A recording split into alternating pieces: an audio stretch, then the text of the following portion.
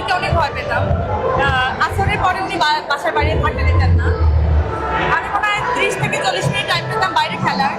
তখনও একটা রেস্ট্রিকশন ছিল আমার জীবনের, কিন্তু এত রেস্ট্রিকশন এই মুহূর্তে আমি ফেস করছি যেটা আমি কাউকে বোঝাতে পারবো না।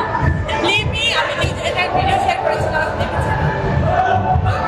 আমরা নাচের প্র্যাকটিস করছিলাম, আমার গ্রুপের কেউ আমার হাত ধরতে পারে। ওর চোখের সামনে ওর মা যতক্ষণ থাকবে ততক্ষণ ওর হয়ে থাকতে হবে, মানে এর বাইরে ও মানে ওর মায়ের সাথে কেউ হেসেও কথা বলতে পারবে না, ও অনেক বেশি ওদের নিজের নামটাও কি যেন বলেছে, আমি এই মুহূর্তে মনে পড়ছে না। হ্যাঁ, ও আমি জিজ্ঞেস করছিলাম, মাদি বলছে বাবা তোমার নামটা বলো তো, ক্যামেরা ধরে জিজ্ঞেস করছিলাম। বলে এ হয়তো খুবই এবার যখন ক্যামেরা ধরি খুব একটা অ্যাটিটিউড হয়, কেমন জানি না এটা।